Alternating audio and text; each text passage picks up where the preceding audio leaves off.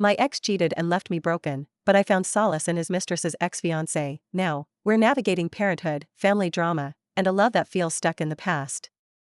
My ex and I met when I was 20, but were only friends until we started dating 212 years ago. I found out last year that my ex had been cheating on me, for basically our whole relationship with a girl he met through a mutual friend. I broke things off. After I found out and told the girl's fiancé about their affair, he ended up breaking off their engagement after he found out, and she seemed nonchalant about it until she realized that my ex's money wasn't actually his. My grandma left me a lot after she passed back in 2019, and my ex had been flaunting around the things I'd gifted him throughout our relationship to her, even going as far as to claim that the house and antique car my grandpa left for me in his will were my ex's. It's not something I'm proud of now that I think back to it. But I did allow my ex to walk all over me for the first month or two after I broke things off, because I missed him so much. I gave him money and tried to make things work, but would always get reprimanded by my parents and friends when I'd run to them crying after he ghosted me for her. I didn't officially give him up until the girl's ex-fiancé messaged me and told me that she was rubbing it in some of their old friends' faces about how pathetic I was, and how desperate I was for my ex who didn't even give an F about me. I was really upset and asked him if he'd be willing to meet up with me, because I knew that if I talked to my parents or friends about this then they'd just lecture me even more. He agreed, and the two of us met up at a random food cart place. We ended up spending most of the day just exploring and talking about how we were doing. He'd also confided in me about his relationship with his ex. They'd known each other for 10 years and they'd liked each other for most of the time they were friends.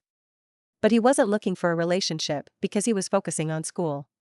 He had decided to give them a chance after she'd driven 12+ hours overnight to him because they'd talked on the phone, and he said he was feeling under the weather and was stressed from how vigorous his residency schedule was.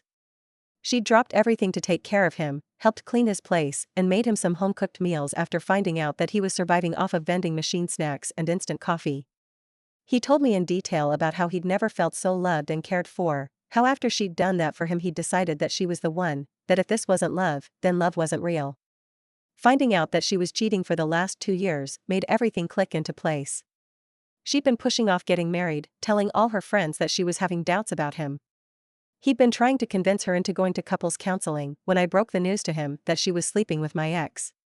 I felt like a monster hearing their love story and then realizing that they didn't get their happy ending because of, and I messed with my head. We continued to talk from time to time, checking in on each other and meeting up for quick bite every now and then. We lost contact after the girl my ex cheated on me with somehow convinced him to take her back. I became slightly depressed after he cut me off, explaining to me that he was still in love with her and wanted to work things out, which meant a clean slate. I found out through some internet snooping that my ex cheated on her too, which was why she went back to her ex-fiancé. A few months passed and things went back to semi-normal. I started getting therapy and was about ready to put myself back out there to try out the dating pool again, when around New Year's I got a call from the guy. He was crying and asking if I was available to talk. I of course said yes, and out of concern met up with him at his place. He broke down to me and told me about how he'd found her and my ex in his mom's guest bedroom during Christmas, when she'd snuck him in for a quickie during his family's busy holiday party. All hell broke loose when he'd found them in the guest bedroom after spending 20 minutes looking for her everywhere. We drank a bit and ended up having sex. He apologized and told me that it was a mistake and he wasn't in his right mind, that he just wanted revenge sex, but it didn't make him feel any better after. I tried to message him platonically a few times after to see if he was alright, but he blocked me, so I dropped it and went on with my therapy and life. I went in last week to check with my doctor since I'd been getting bad cramps and to get a new prescription refill for my birth control that I used to help with my PCOS. I had to do a usual test to double check for the possibility if I was pregnant and was very surprised when it came back positive. I have been sitting on this new knowledge and have been contemplating on if I should tell him, not tell him, or if I should even keep the pregnancy. My doctor did inform that since I am still in the earlier stages, I am still at a big risk of having a miscarriage, so I don't know if I should even be worrying at all about all of this since there is a chance that I could lose it, and then it'd just seem like I was trying to grab at his attention or something, especially after he'd made it clear to me that he wasn't comfortable talking to me anymore after we slept together. I haven't told anyone and have been going crazy because I don't know what to do. Update 15 months later. A lot has happened since my original post. I know a lot of people were against this, but I went through with the pregnancy, and I am forever thankful for my beautiful baby. I had originally planned to get an abortion, but I found myself unable to go through with the appointment. I am pro-choice and always will be. Just because I chose to keep my baby doesn't mean another woman, girl should be forced to keep a pregnancy they do not wish to continue. Everyone has a right to their own bodies. My parents were very upset with me, and my whole family disowned me. I listened to what some of you said about letting the father know. We'll be referring to him as D. After many failed attempts to reach out to him, I decided to go in person. D was not happy when I showed up at his place, but when I told him why, he agreed to talk with me. D let me know that he'd officially ended things with his ex and wanted to go no contact with me because I was another tie to his past with her, but he was willing to try and figure out a co-parenting plan with me if I agreed to a paternity test first. I of course felt a bit bad about the paternity test part, but agreed to it since we both had only been acquaintances that bonded over our trauma. Everything was honestly easy cruising until I started to spot around the 26-week mark. My OBGYN explained that while spotting is normal while pregnant, mine was heavier and my blood sugar blood pressure also both worried them because of gestational diabetes and preeclampsia risk.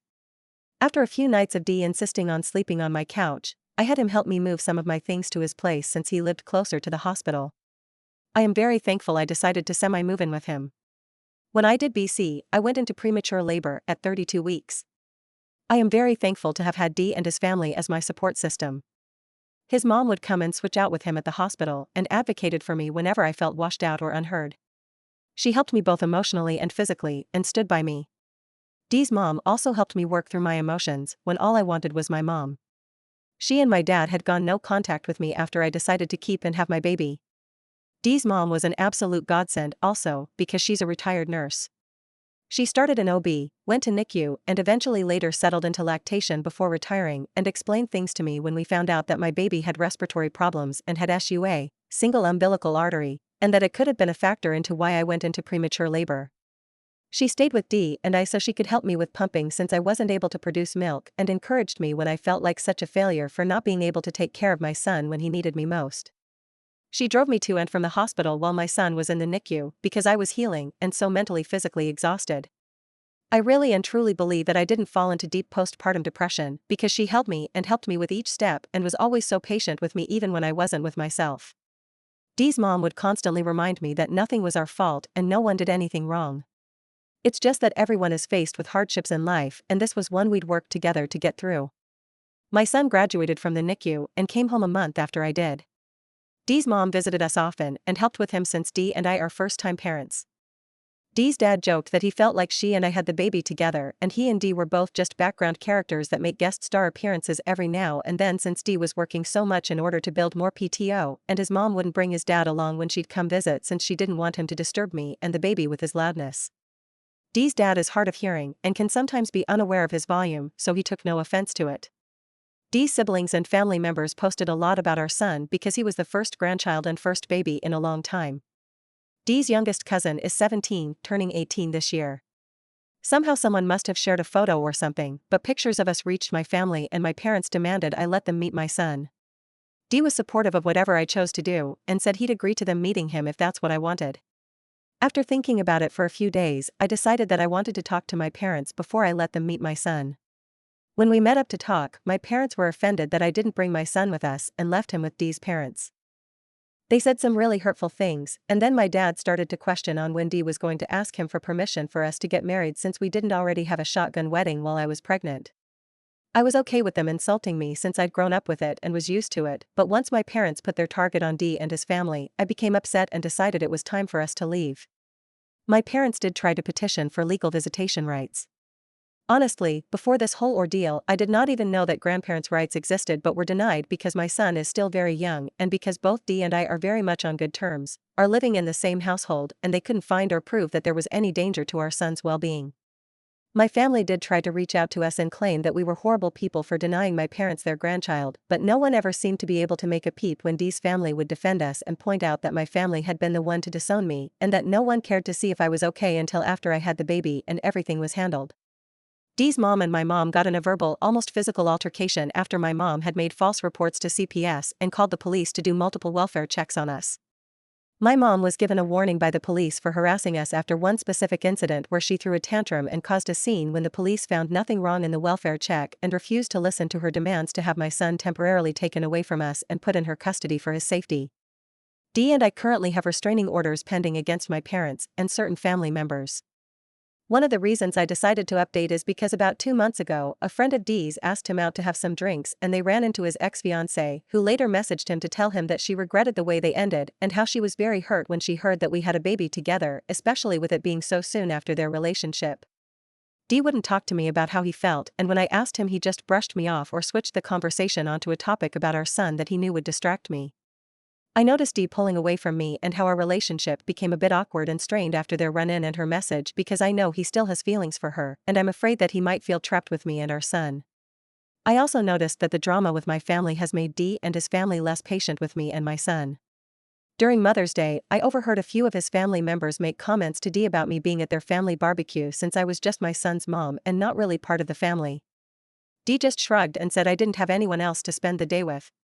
With how tense things have been, I have been thinking about moving out and back into my place. I stayed with Dee at his place after I gave birth, but now that our son is slightly older and I am healed, I want to give Dee back some space so that he can start dating again if he wants to, and to give him back some more bachelor time when I have our son.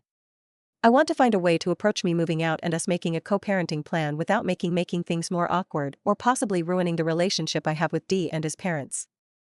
I don't want them to feel like I'm not grateful or anything, but I do want to go back to work and get my life back on track so that I can provide my portion of needs for my son and not want to depend on his family for more than appropriate.